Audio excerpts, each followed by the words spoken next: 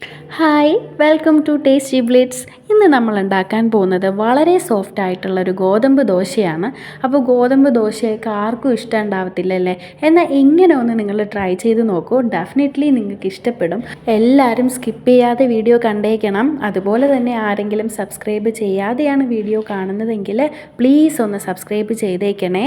അപ്പോൾ നമുക്ക് പെട്ടെന്ന് തന്നെ വീഡിയോയിലോട്ട് പോവാം. ആദ്യം തന്നെ 2 കപ്പ് ഗോതമ്പ് മാവ് എടുത്തിട്ടുണ്ട്. ഞാനിവിടെ 250 ml ഒരു കപ്പാട്ടോ എടുത്തിട്ടുള്ളത്. ആ ഒരു അളവിൽ 2 കപ്പ് ഗോതമ്പ് മാവാണ് എടുത്തിട്ടുള്ളത്. അടുത്തതായി വേണ്ടുന്നതാണ് സവോള കുഞ്ഞ് കഷ്ണങ്ങളായിട്ട് ഇതേപോലെ കട്ട് ചെയ്തെടുത്തിട്ടുണ്ട്. ഒരു മീഡിയം വലിപ്പത്തിലുള്ള സവാളയാണ് കേട്ടോ എടുത്തിട്ടുള്ളത്.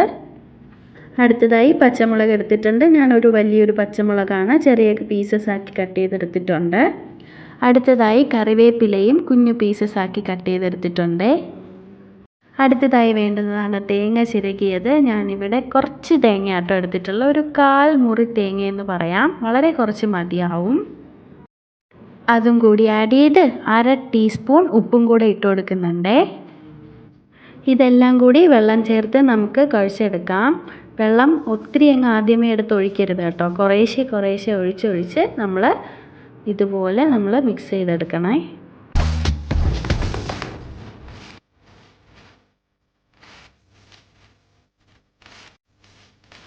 അപ്പോൾ നമ്മുടെ ബാറ്റർ ഇവിടെ സെറ്റ് ആയിരിക്കുകയാണ്. ഈ ഒരു കൺസിസ്റ്റൻസിയിലാണ് കേട്ടോ വേണ്ടുന്നത്. നമുക്ക് ഒട്ടും സമയം കളയണ്ട. പെട്ടെന്ന് തന്നെ പാൻ അടുപ്പത്ത് വെച്ചിട്ടുണ്ട്. അതിലോട്ട് നെയ്യ് ഒന്ന് തടവി കൊടുത്തിട്ടുണ്ട് കേട്ടോ. അതിന് ശേഷം ഈ ഒരു ദോശ മാവ് ഒഴിക്കുവാണേ.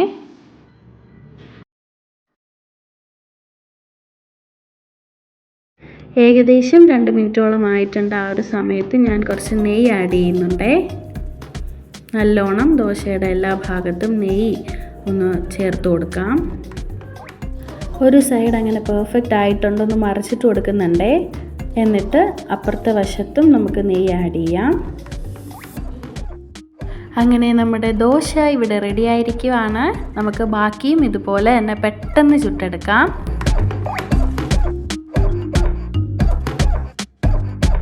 അപ്പോൾ നമ്മുടെ ദോശ ഇവിടെ റെഡി ആയിരിക്കുകയാണ്. വളരെ ടേസ്റ്റിയാണ് കേട്ടോ. വളരെ സോഫ്റ്റാണ്. ഗോതമ്പ് ദോശ ഇഷ്ടമില്ലാത്തവരും കഴിച്ചു പോകുന്ന ടേസ്റ്റാണ്. അപ്പോൾ എല്ലാവരും ട്രൈ ചെയ്യണം. ട്രൈ ചെയ്തിട്ട് നിങ്ങളുടെ ഫീഡ്ബാക്ക് അറിയിക്കണം. വീഡിയോ ഇഷ്ടപ്പെട്ടെങ്കിൽ എല്ലാവരും ലൈക്ക് ചെയ്യുക, ഷെയർ ചെയ്യുക, അതുപോലെ തന്നെ സബ്സ്ക്രൈബ് ചെയ്യുക. പുതിയൊരു വീഡിയോ ആയിട്ട് നമുക്ക് വീണ്ടും കാണാം. അതുവരേക്കും ബൈ.